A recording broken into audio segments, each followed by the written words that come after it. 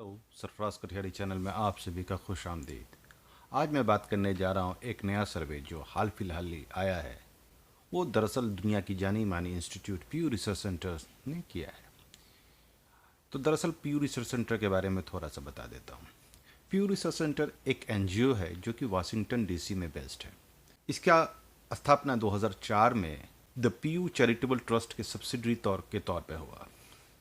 इसका मुख्य काम दुनिया भर के डेमोग्राफी, सोशल इशू और पब्लिक ओपिनियन को जानने के बारे में किया जाता है। ये दुनिया की जानी मानी है और इसे अक्सर कोट किया जाता है। ये दुनिया भर का एक स्टैंडर्ड है। इसने 2021 में जून में एक सर्वे किया था जिसका नाम था religious tolerance and segregation in India. उसके एक कॉम्प्लीमेंट के तौर पर, मतलब उसमें एक ऐड ऑन करने के लिए एक नया सर्वे लाया जो कि 51 से लेकर अब तक के बीच में जो रिलीजियस डेमोग्राफी जो चेंजेस हुआ है उसमें मुख्यतः 92 से लेकर 2015 के बीच में जो रिलीजियस डेमोग्राफी हुआ और टीएफआर जो कि अक्सर मुद्दा बनाया जाता है, उस पर एक रिसर्च है। दरअसल टीएफआर का मतलब होता है total fertility rate. Total fertility rate का मतलब होता है एक औरत अपने पूरे लाइफ में जितने बच्चे पैदा करती है उसे टीएफआर बोला जाता है। ये मर्द पर नहीं, ये औरत पर डिपेंड करता है।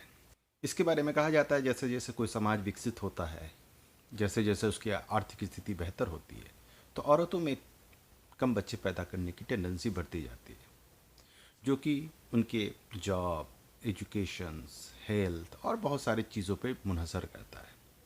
ये दुनिया भर में ट्रेंड देखा गया है क्या कि एजुकेशन और जॉब के साथ औरतों में कम बच्चे पैदा करने की टेंडेंसी होती है, जिसके कारण आज दुनिया के कई देशों में निगेटिव ग्रोथ चल रहा है।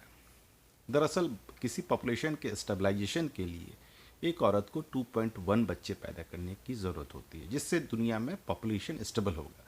उससे ज़्यादा जब बच्चे पैदा होते हैं तो आपका कुछ ग्रोथ होता है, अगर उससे कम बच्चे पैदा होते हैं तो निगेटिव में जाता है। यूरोप के देश जैसे फ्रांस, जर्मनी, इटली, स्पेन, यहाँ तक कि यूएस, जापान, सभी में निगेटिव ग्रोथ देखा जा रहा है।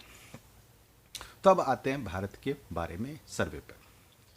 इसमें कहा गया है कि 1992 में मुसलमानों के बीच में टीएफआर 4.4 था, मतलब एक औरत 4.4 बच्चे पैदा करती थी, जो कि 2015 में घटकर 2.6 हो गया। जबकि हिंदुओं में ये 3.3 था, जो घटकर 2.1 हुआ। मतलब मुसलमानों में 1.8 बच्चे कम पैदा हो रहा है और हिंदुओं में 1.2। जबकि यूएस में इसी दरमियान 92 में 3.4 बच्चे एक औरत पैदा करती थी, मतलब भारत के हिंदू से 0.1 बच्चे ज़्यादा पैदा करती थी, जबकि आज 1.6 है।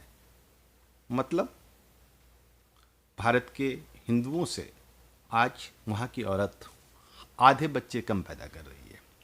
इसमें देखा जा रहा है कि सबसे कम टीएफआर जैनों के बीच में है और भारत का एवरेज 2.2% है। मतलब जो एक नेचुरल ग्रोथ जिससे ना पॉपुलेशन आगे बढ़ता है ना घटता है, उसके लगभग बराबर पे 2015 के सेंसस में आ चुका है, जो कि और लगातार घटते घटते उम्मीद किया जा रहा है कि 2021 के सेंसस में लगभग 2.1 को इंडिया गेन कर चुका होगा। इसी कारण जब सुप्रीम कोर्ट में इस पर केंद्र सरकार का विचार मांगा गया, तो केंद्र सरकार ने कहा क्या कि हम लोग ऐसा कोई बिल लाने के लिए नहीं सोच रहे हैं, क्योंकि भारत का नेचुरल ग्रोथ ऑलरेडी बराबर पे आ चुका है और ये करना देश के विकास के लिए नुकसानदेह ही होगा, क्योंकि कोई भी देश का पॉपुलेशन उसके एसेट्स होता है, वो एक मार्केट होता है। भारत की जो दुनिया में आज जो स्थिति है, जो दुनिया के बहुत सारे देश इतनी विकट स्थिति, इकोनॉमिक कंडीशंस, पॉलिटिकल टर्मोइल या रिलीजियस इंटॉलरेंस के बाद भी जो एक ललचाई नज़र की तरह से देख रहे हैं, इसमें इसका मुख्य कारण भारत की जनसंख्या भी है, जिसमें चाइना आज कहीं ना कहीं लैग कर रहा है। इसलिए कई लोग कह रहे हैं कि भारत चाइना को अगर पीछे छोड़ेगा तो उसमें एक बहुत बड़ा हाथ भारत की जनसंख्या का भी होगा। तो खैर वो एक अलग मुद्दा है, अब आते हैं बात पे। तीसरा मुख्य जो रिलीजन था उसमें ईसाई है, जो 91 से 61 के बीच में 29% का ग्रोथ था और आज 15.7%। तो अब आते हैं क्या कि दशक में डिकेटल ग्रोथ्स, मतलब कि पॉपुलेशन एक रिलीजन का एक दशक में कितना बढ़ा।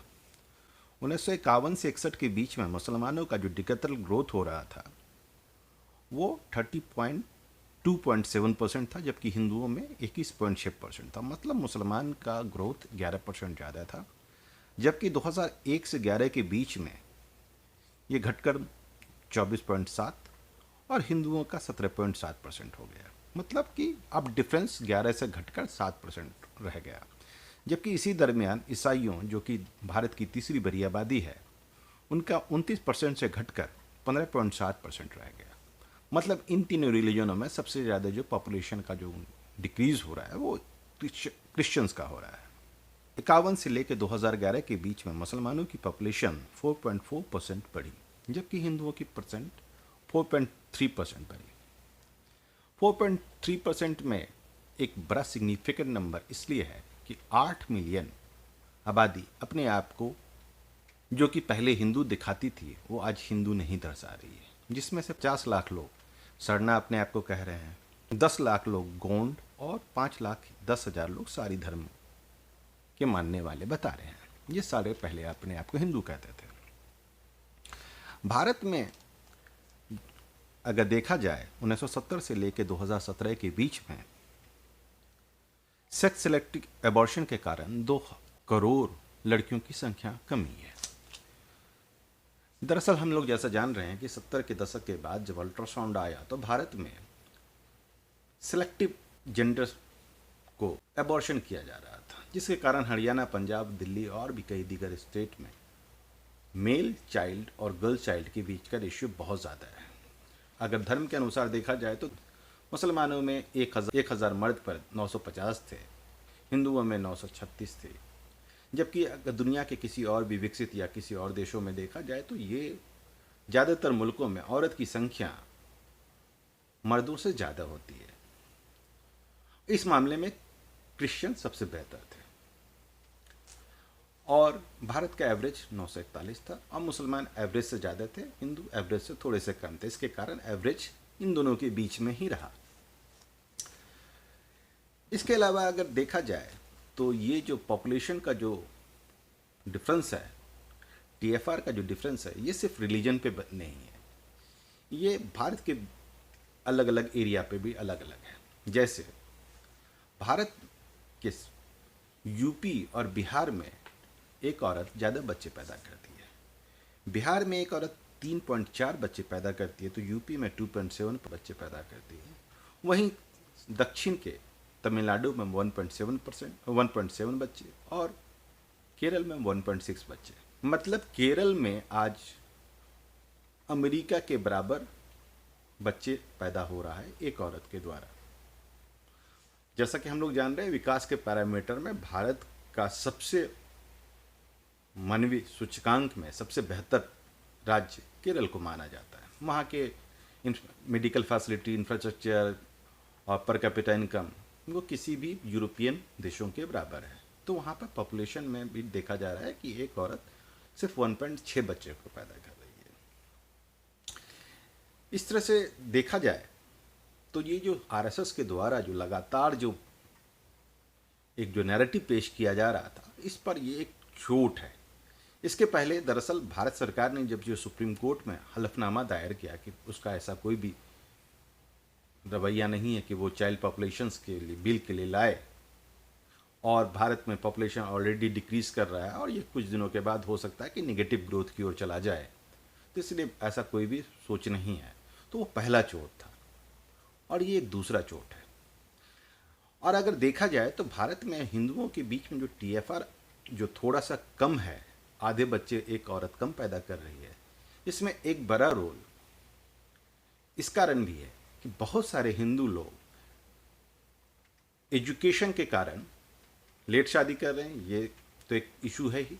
उसके अलावा बहुत सारे लोग स्पिंस्टर भी रहते हैं, वो चाहे धार्मिक कारणों से चाहे राजनीतिक कारणों से। जैसे देखा जा रहा है कि बहुत सारी हिंदू महिलाएं कम्युनिस्ट कम्प्लीटली ज़्यादा हैं, वो इनमें इंस्पिस्टर होने की ज़्यादा ये होती है। और बहुत सारी महिलाएं जैसे उमा भारती, साध्वी प्रज्ञा, प्राची और इस तरह की हजारों हिंदू महिलाएं सन्यासी बन जाने के कारण वो गृहस्थ आश्रम में नहीं जा पाई, नहीं गई और सीधे सन्यासी बन गई, जिनके कारण वो बच्चे नहीं पैदा करती हैं।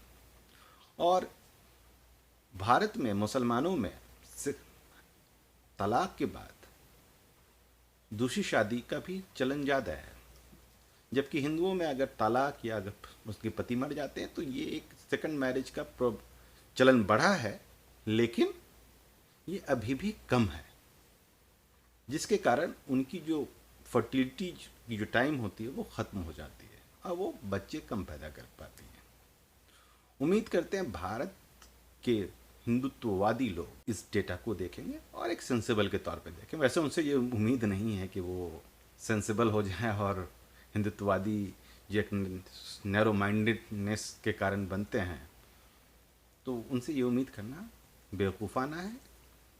लेकिन आम लोगों को जानने के लिए सेंसस और डेटा बहुत ज़रूरी है। दरअसल बता रहा हूँ कि ये जो डेटा जो है भारत के जो सेंसस है और NHFS मतलब नेशनल फैमिली हेल्थ सर्वे से लिया गया है। नेशनल हेल्थ फैमिली सर्वे हर 5 साल में एक डेटा निकालता है, जो 2015 में निकाला था आखिरी बार, अब फिर निकालेगा। अपनी बातों को ख़त्म करता हूँ। Bye bye, take care, see you letter.